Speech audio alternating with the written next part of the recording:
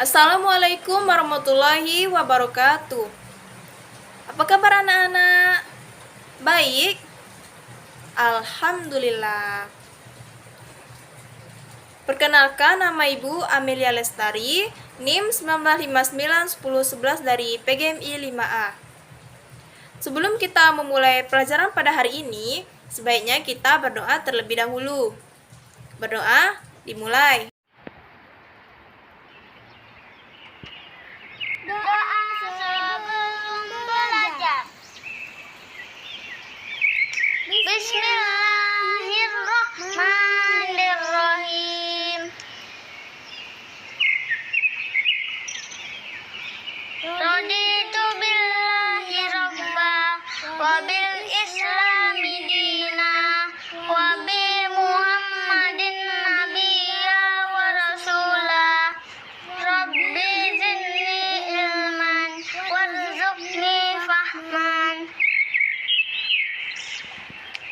Artinya, kami ridho Allah sebagai Tuhanku, Islam sebagai agamaku, dan Nabi Muhammad sebagai Nabi dan Rasul. Ya Allah, tambahkanlah kepadaku ilmu dan berikanlah aku pengertian yang baik. Materi pertama, Ibu akan menjelaskan mata pelajaran yaitu Bahasa Indonesia, mengenai menentukan pokok pikiran dalam teks, lisan, dan tulis. Mencari ide pokok. Ide pokok, ide atau gagasan yang menjadi dasar atau pokok pengembangan sebuah paragraf. Fungsi ide pokok yaitu menjadi dasar pengembangan paragraf. Cara menentukan ide pokok. Yang pertama yaitu membaca kalimat dalam paragraf. Satu demi satu, menentukan inti paragraf tersebut. Inti paragraf itulah yang disebut ide pokok atau pikiran utama.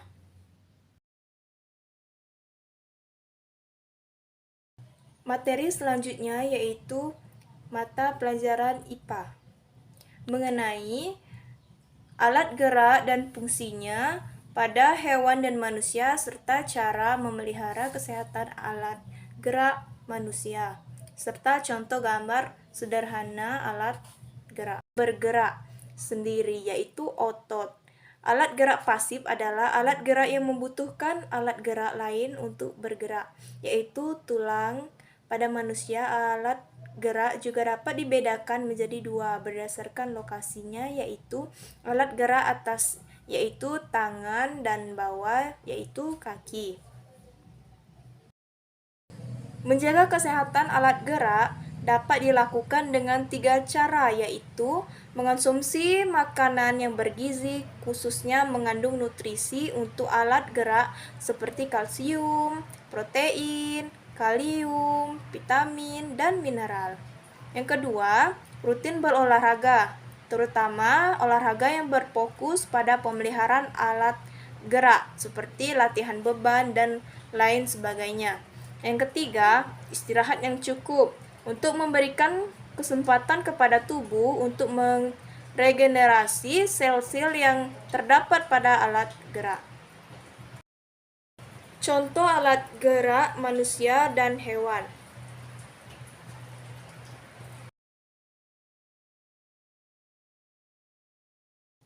Pelajaran kita selanjutnya yaitu SBDP atau Seni Budaya dan Prakarya, mengenai memahami gambar cerita dan membuat gambar cerita.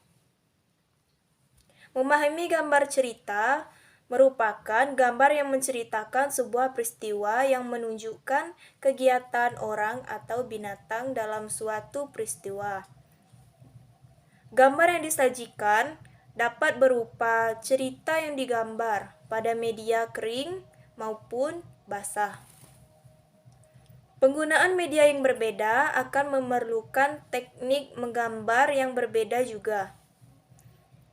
Pada gambar dengan menggunakan media kering, biasanya digunakan teknik arsir. Contoh gambar teknik arsir ada di atas.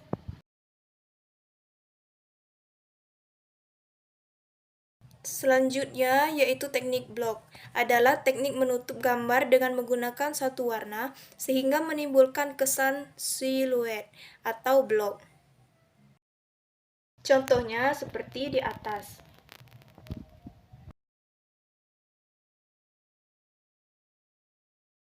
Selanjutnya yaitu teknik sapuan basah.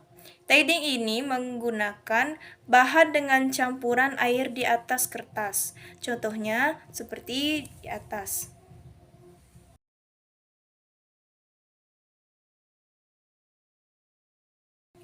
Untuk memahami sebuah gambar cerita, terdapat beberapa unsur yang dapat dipelajari. Sebuah gambar cerita harus memiliki gagasan atau tema yang jelas sesuai dengan cerita. Contohnya yaitu mengenai ceritaku. Gambar 1 yaitu judul Membantu Teman. Cerita dari gambar 1 ini menceritakan seorang anak yang sedang membantu temannya yang sedang mengalami kerusakan pada sepedanya. Sambil mendudukkan lututnya, anak tersebut memperbaiki rantai gear yang lepas. Media yang digunakan menggunakan pensil. Teknik menggambar yang digunakan adalah teknik arsir.